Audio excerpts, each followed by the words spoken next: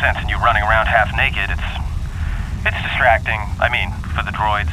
Look, there may be some survey gear and a safety harness inside the crate, too. The miners wear them when staking claims on the asteroids. The survey gear is designed to spot and protect you against sonic mines, and the safety harness can be helpful if you try to disarm them. Just one more thing. I've narrowed down some of the ID signals, and if the numbers are right, you're sharing those tunnels with a battalion of mining droids.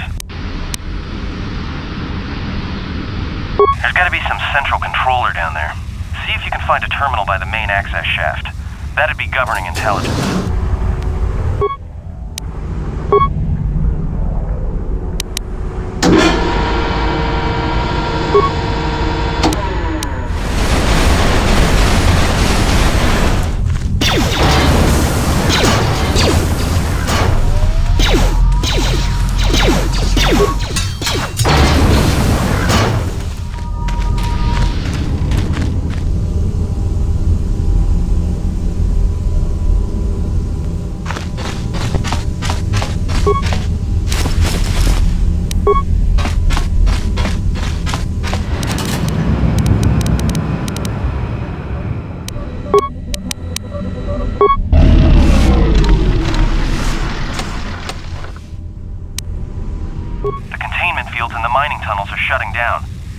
Out of there before they vent fuel to the surface of the asteroid through the tunnels.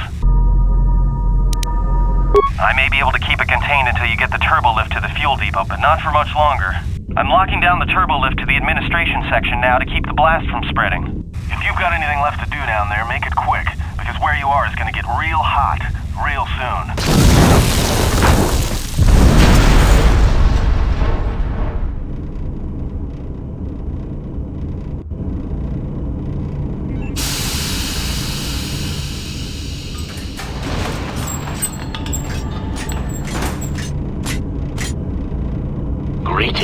It is a pleasure to see you alive, Master, provided my receptors are not off focus.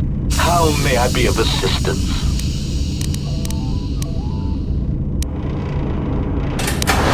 Answer.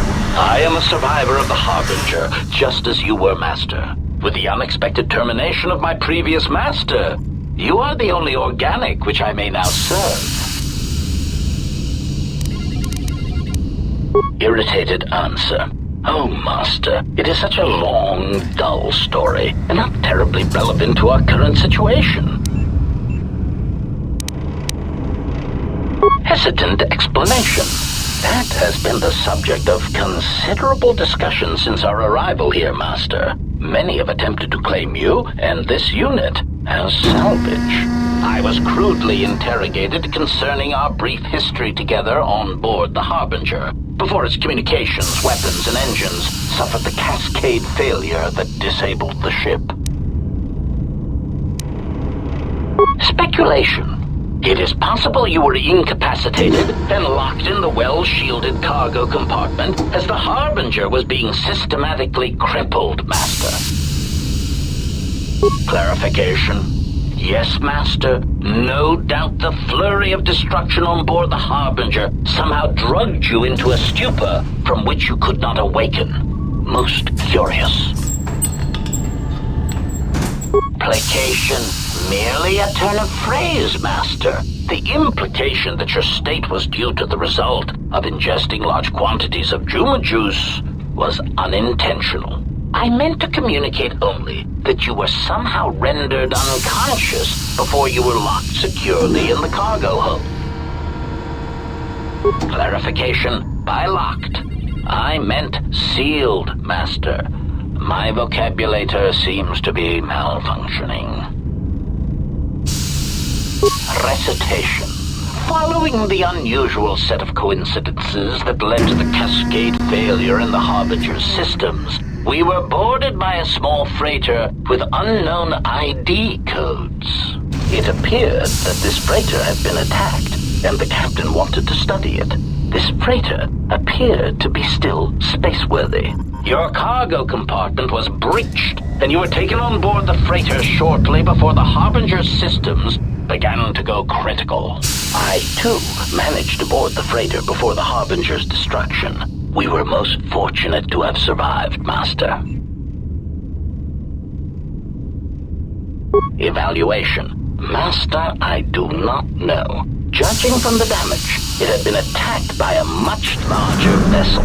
And when it attempted to escape the Harbinger with you on board, it was fired on again. Addendum. It does seem odd that such a small vessel has a high probability of attracting the attention of much larger vessels. Not a welcome trait in a freighter, to be sure. Explanation. I believe it was a smuggler's vessel by the name of the Ebon Hawk. Speculation. As to its purpose, I do not know. Perhaps it was always its intention to play dead, then kidnap you off the Harbinger and rob me of my bounty. Apology. My memory core cannot provide a clear answer on that point, Master. Suffice to say that once we arrived at this floating rock, our situation became much clearer. Explanation. Despite my market value, Master, the miners were far more interested in you. It did not take long for me to ascertain the reason for this. While an HK-Protocol Droid is a valuable piece of property, Jedi are worth much more in certain exclusive markets across the galaxy. Painful admission. I must confess to feelings of inferiority at the speculated difference between my value and the price for your capture. I was forced to remind myself it was not due to a failing of my model or function, but because you were a Jedi. Surprised answer. Why, I told them, Master. You are the exiled Jedi who served with Revan in the Mandalorian Wars, are you not? I hope all that has happened has not been the result of a miscommunication. If so, then the problem lies with the KotOR databases, which are notoriously spotty.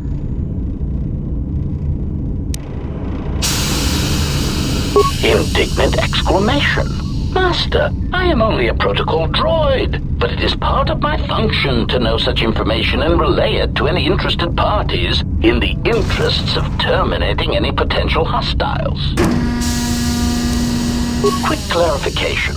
Apparently my vocabulator has suffered some damage, Master. I meant terminating any potential hostilities.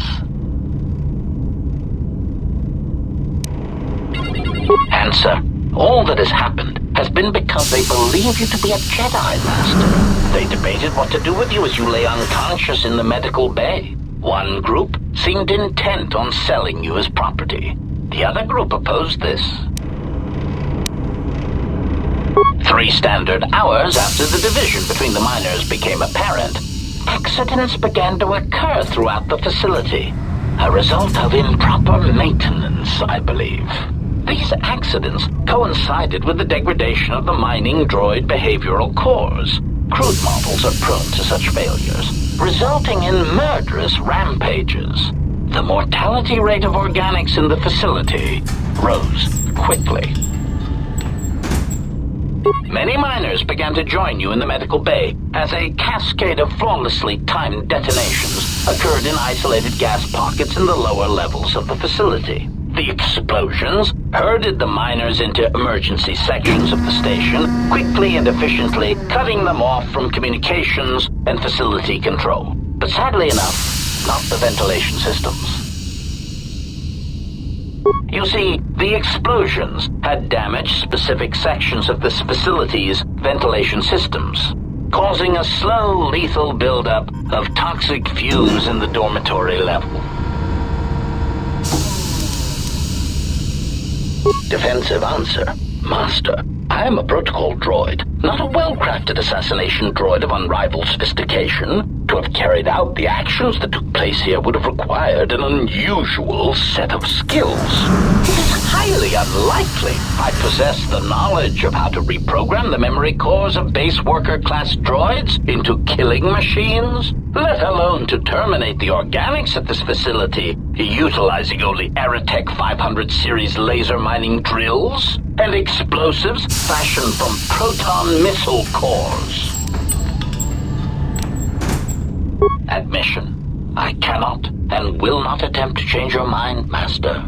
I would urge you to consider that your KotOR tank treatments may have caused some disorientation.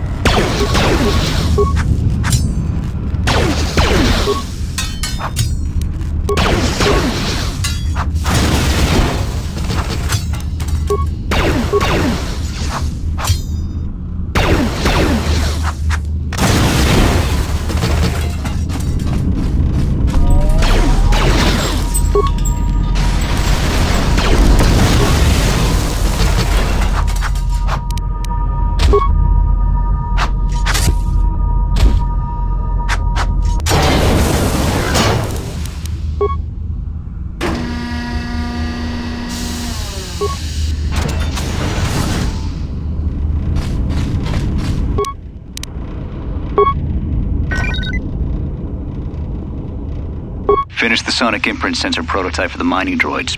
Everyone knows they need an upgrade. The sensor should allow me to issue voice commands to them rather than manually adjusting their routine each time the mining specifications change. I've been keeping the sensor in the maintenance workshop for the time being. I wanted to test it first by recording and playing back some simple voice commands. Finished my examination of the droids from the Ebonhawk freighter. The T3 unit looked like it had shut itself down. The protocol droid, however, made up for it.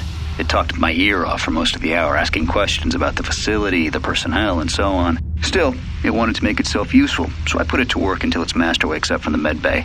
It seems to have some skills in speaking to droid behavior cores, so there's been some trouble with some of the mining droids, so I'm signing off.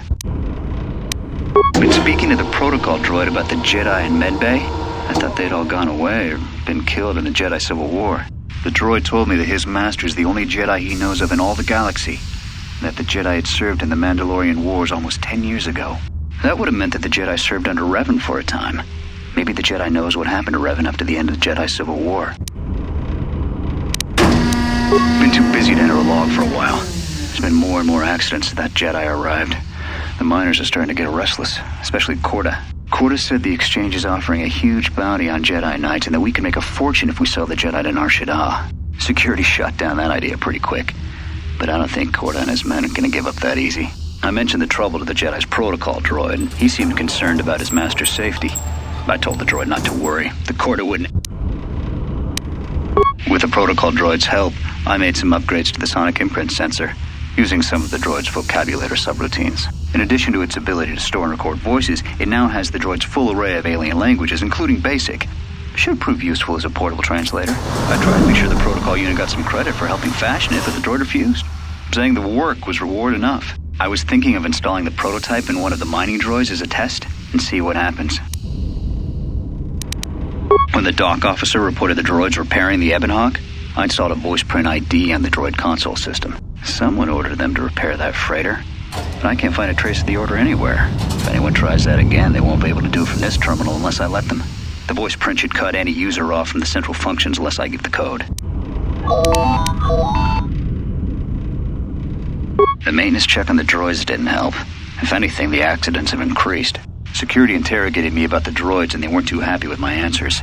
I don't understand it, though. These aren't combat models. They shouldn't even know how to attack. I can't help but think, what if somebody staged the initial trouble with the mining droids just to get them all sent to maintenance, and then did something to them? I think security's right. Someone's trying to sabotage this facility and they're using the droids to do it. But why?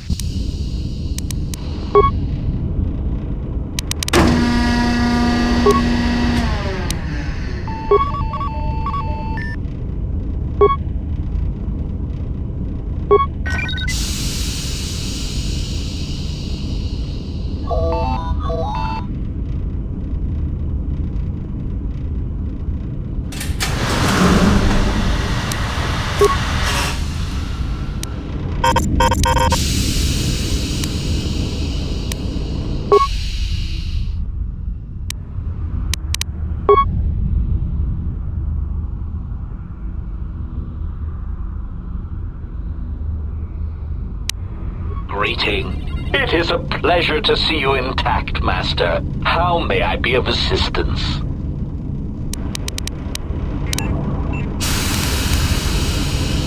Pitying answer. Oh, that is unfortunate, Master. The hangar is sealed behind a containment field. It would be impossible to open it. Answer. Only the Peragus administration officer would have such codes, Master.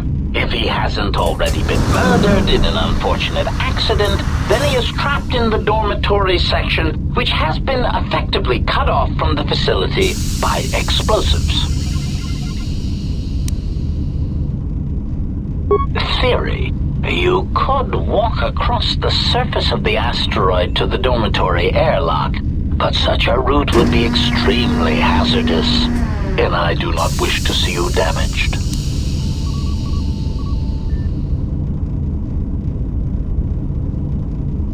Morning, Master. Continued exploration of this facility may place you in unnecessary danger. I encourage you to return to the medical bay and wait for retrieval from a vessel that is no doubt on the way, even as we continue this pointless conversation.